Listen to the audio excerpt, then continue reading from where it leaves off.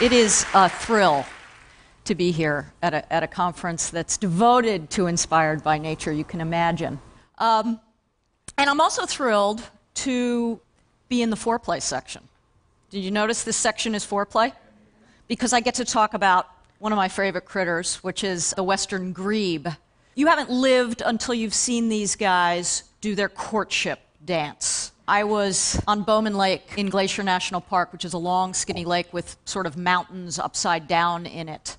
And my partner and I have a rowing shell.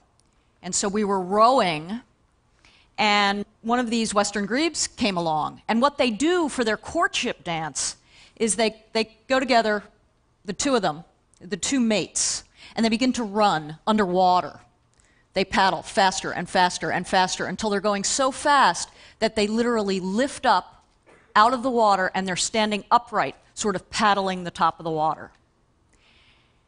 And one of these grebes came along while we were rowing. And so we're in a scull, and we're moving really, really quickly.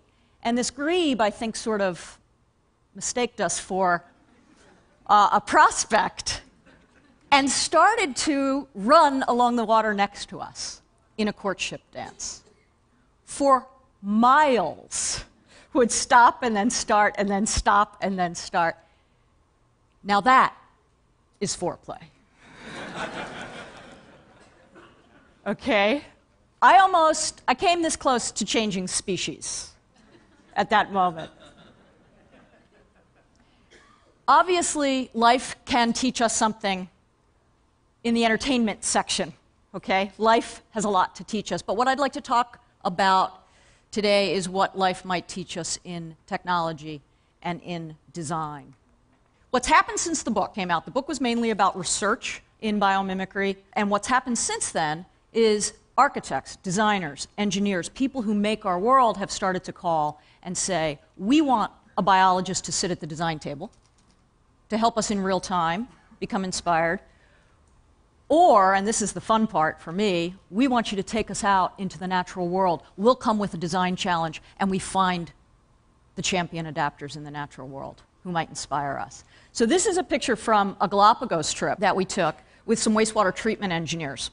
They purify wastewater. And some of them were very resistant, actually, to being there. What they said to us at first was, you know, we already do biomimicry. We use bacteria to clean our water. And we said, well, that's not exactly being inspired by nature. That's bioprocessing. You know, that's bioassisted technologies. Using an organism to do your wastewater treatment is an old technology called domestication.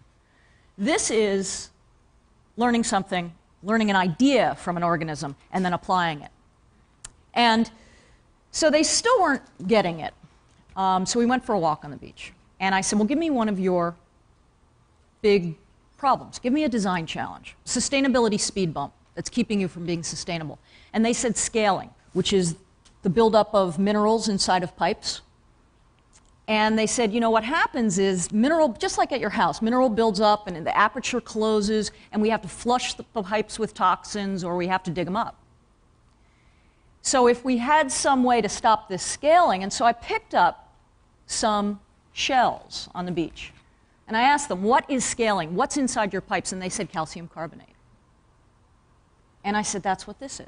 This is calcium carbonate.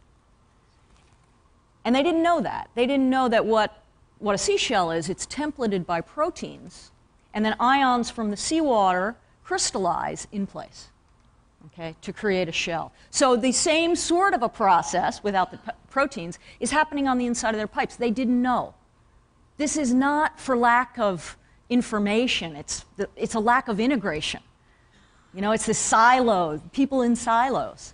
They didn't know that the same thing was happening. So one of them thought about it and said, okay, well, if this is just crystallization that happens automatically out of seawater, self-assembly, then why aren't shells infinite in size? What stops the scaling? Why don't they just keep on going? And I said, well, in the same way that they let go of that they exude a protein and it starts the crystallization, and then they all sort of leaned in. They let go of protein, that stops the crystallization. It literally adheres to the growing face of the crystal. And in fact, there is a product called TPA that's mimicked that protein, that stop protein, and it's an environmentally friendly way to stop scaling in pipes. That changed everything. From then on, you could not get these engineers back in the boat. The first day, they would take a hike, and it was click, click, click, click. 5 minutes later, they were back in the boat. We're done. You know, I've seen that island. After this, they were crawling all over. They would snorkel for as long as we would let them snorkel. What had happened was that they realized that there were organisms out there that had already solved the problems that they had spent their careers trying to solve. Learning about the natural world is one thing. Learning from the natural world, that's the switch. That's the profound switch. What they realized was that the answers to their questions are everywhere. They just needed to change the lenses with which they saw the world. 3.8 billion years of field testing. 10 to 30, Craig Ventnor will probably tell you, I think there's a lot more than 30 million well-adapted solutions. The important thing for me is that these are solutions solved in context. And the context is the Earth, same context that we're trying to solve our problems in. So it's the conscious emulation of life's genius. It's not slavishly mimicking, although Al is trying to get the hairdo going. It's not a slavish mimicry. It's taking the design principles, the genius of the natural world, and learning something from it. Now, in a group with so many IT people, I do have to mention that what I'm not going to talk about, and that is that your field is one that has learned an enormous amount from living things on the software side. So there's computers that protect themselves like an immune system, and we're learning from gene regulation and biological development, and we're learning from neural nets and genetic algorithms, evolutionary computing. That's on the software side.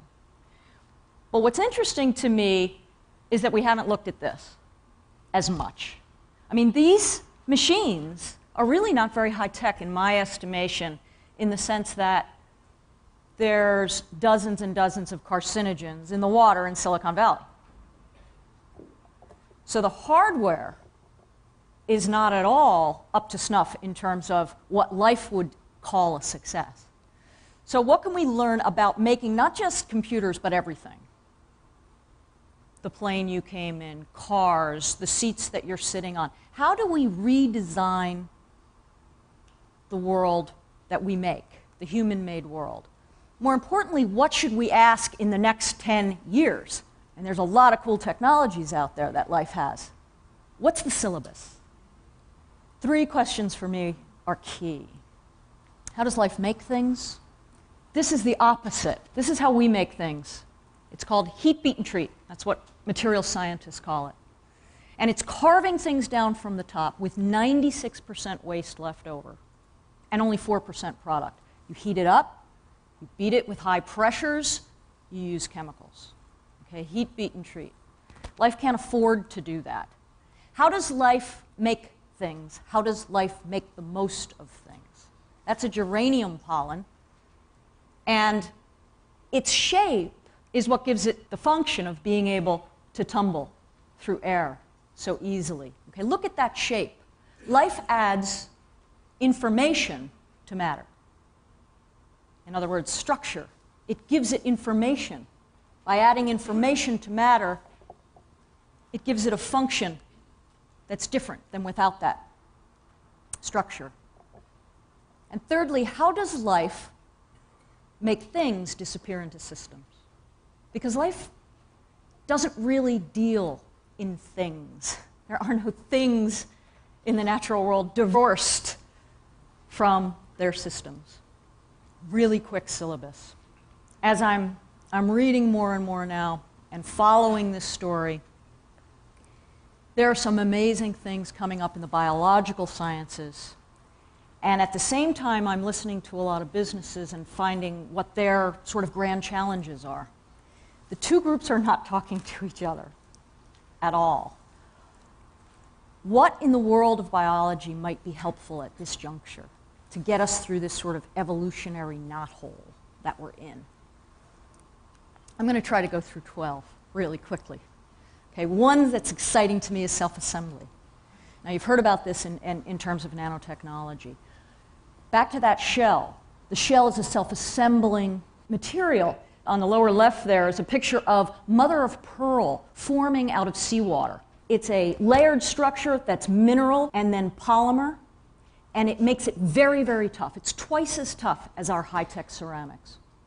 But what's really interesting, unlike our ceramics that are in kilns, it happens in seawater. It happens in and near the organism's body. Okay, people are starting, this is Sandia National Labs, a guy named Jeff Brinker has found a way to have a self-assembling coating process. Imagine being able to make ceramics at room temperature by simply dipping something into a liquid, lifting it out of the liquid, and having evaporation force the molecules in the liquid together so that they jigsaw together in the same way as this crystallization works. Imagine making all of our hard materials that way. Imagine spraying the precursors to a PV cell, to a solar cell, onto a roof and having it self-assemble into a layered structure that harvests light. Here's an interesting one for the IT world. Biosilicon. This is a diatom, which is made of silicates. And so silicon, which we make right now, it's part of our carcinogenic problem in the manufacture of our chips. This is a biomineralization process that's now being mimicked. This is at UC Santa Barbara. Look at these diatoms. This is from Ernst Haenkel's work. Imagine being able to, and again, it's a templated process, and it solidifies out of a liquid process. Imagine being able to have that sort of structure coming out at room temperature. Imagine being able to make perfect lenses. On the left, this is a brittle star. It's covered with lenses that the people at Lucent Technologies have found have no distortion whatsoever. It's one of the most distortion-free lenses we know of, and there are many of them all over its entire body. What's interesting, again, is that it self-assembles. A woman named Joanna Eisenberg at Lucent is now learning to do this in a low-temperature process to create these sort of lenses. She's also looking at fiber optics. That's a sea sponge that has a fiber optic down at the very base of it. There's fiber optics that work better than ours, actually, to move light, but you can tie them in a knot. They're incredibly flexible. Here's another big idea, CO2 as a feedstock. A guy named Jeff Coates at Cornell said to himself, you know, plants do not see CO2 as the biggest poison of our time. We see it that way. Plants are busy making long chains of starches and glucose, right, out of CO2. He's found a catalyst, and he's found a way to take CO2 and make it into polycarbonates, biodegradable plastics out of CO2. How plant-like. Solar transformations. The most exciting one, there are people who are mimicking the energy harvesting device inside of purple bacterium, the people at ASU. Even more interesting lately, in the last couple of weeks, people have seen that there's an enzyme called a hydrogenase that's able to evolve hydrogen from proton and electrons and is able to take hydrogen up. Basically what's happening in a fuel cell, in the anode of a fuel cell, and in a reversible fuel cell. In our fuel cells, we do it with platinum. Life does it with a very, very common iron. And a team has now just been able to mimic that hydrogen juggling hydrogenase. That's very exciting for fuel cells, to be able to do that without platinum. Power of shape, here's a whale. We've seen that the fins of this whale have tubercles on them, and those little bumps actually increase efficiency in, for instance, the edge of an airplane, increase efficiency by about 32%, which is an amazing fossil fuel savings if we were just to put that on the edge of a wing. Color without pigments. This peacock is creating color with shape. Light comes through, it bounces back off the layers. It's called thin film interference. Imagine being able to self-assemble products with the last few layers playing with light to create color.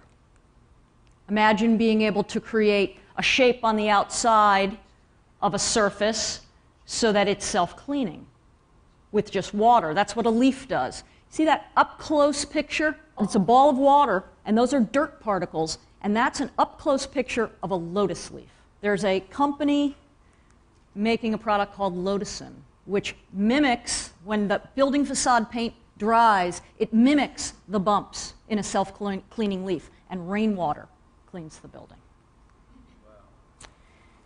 Water is going to be our big, grand challenge. Quenching thirst. Here are two organisms that pull water. The one on the left is the Namibian beetle pulling water out of fog. The one on the right is a pill bug, pulls water out of air, does not drink fresh water. Pulling water out of Monterey fog and out of the sweaty air in Atlanta before it gets into a building are key technologies. Separation technologies are going to be extremely important. What if we were to say no more hard rock mining? What if we were to separate out metals from waste streams? Small amounts of metals in water. That's what microbes do. They chelate metals out of water. There's a company here in San Francisco called MR3 that is embedding mimics of the microbes' molecules on filters to mine waste streams. Green chemistry is chemistry in water. We do chemistry in organic solvents. This is a picture of the spinnerets coming out of a spider, okay, and the silk being formed from a spider. Isn't that beautiful? Green chemistry is replacing our industrial chemistry with nature's recipe book. It's not easy because life uses only a subset of the elements in the periodic table. And we use all of them, even the toxic ones. To figure out the elegant recipes that would take the small subset of the periodic table and create miracle materials like that silk is the task of green chemistry. Timed degradation, packaging that is good until you don't want it to be good anymore and dissolves on cue. That's a mussel you can find in the waters out here, and the threads holding it to a rock are timed at exactly 2 years they begin to dissolve. Healing. This is a good one. That little guy over there is a tardigrade.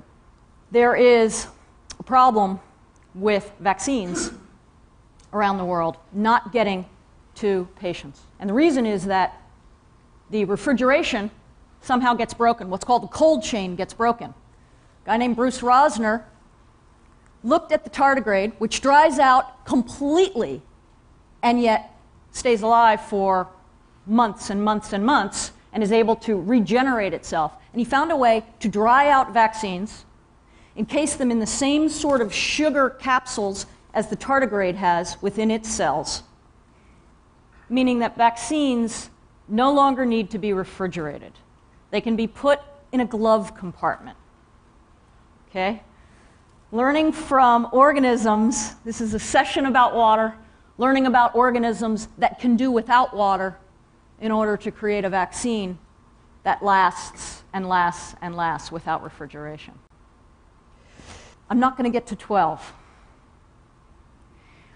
But what I am going to do is tell you that the most important thing, besides all of these adaptations, is the fact that these organisms have figured out a way to do the amazing things they do while taking care of the place that's going to take care of their offspring. When they're involved in foreplay, they're thinking about something very, very important, and that's having their genetic material remain 10,000 generations from now. And that means finding a way to do what they do without destroying the place that'll take care of their offspring. That's the biggest design challenge. Luckily, there are millions and millions of geniuses willing to gift us with their best ideas. Good luck having a conversation with them. Thank you.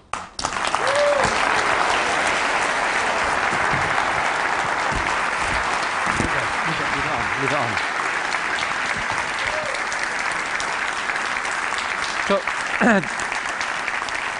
Talk about foreplay. We need to get to 12, but really quickly. It's really? Yeah, just like, you know, like the 10-second version of 10, 11, and 12. Because your slides are so gorgeous and the ideas are so big, I can't stand to let you go down without seeing 10, 11, and 12. Put this back. Okay, I'll just hold this thing. Okay, great. Okay, so that's the healing one.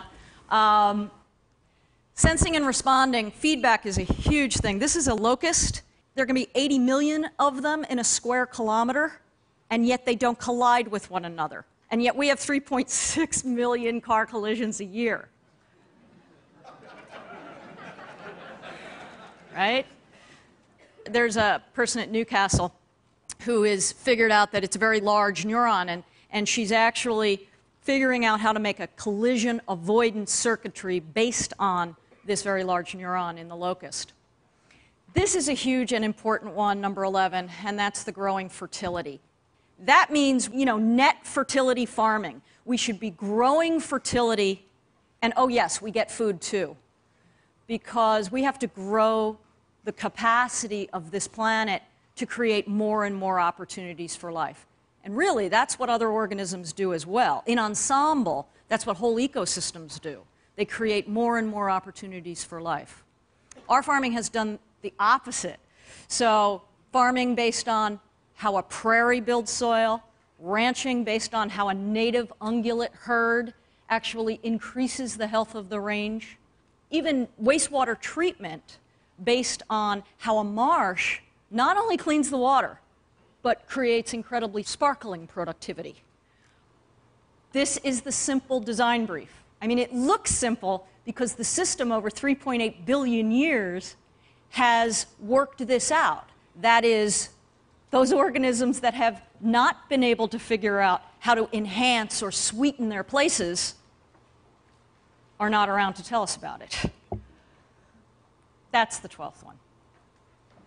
Life, and this is the secret trick. This is the magic trick. Life creates conditions conducive to life. It builds soil. It cleans air. It cleans water. It mixes the cocktail of gases that you and I need to live. And it does that in the middle of having great foreplay and meeting their needs. So it's not mutually exclusive. We have to find a way to meet our needs while making of this place an Eden. Janine, thank you so much.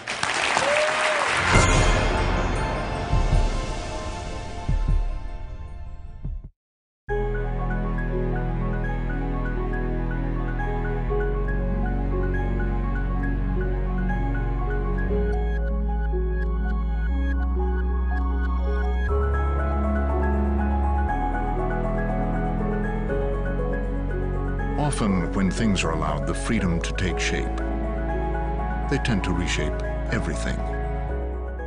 The all-new BMW X6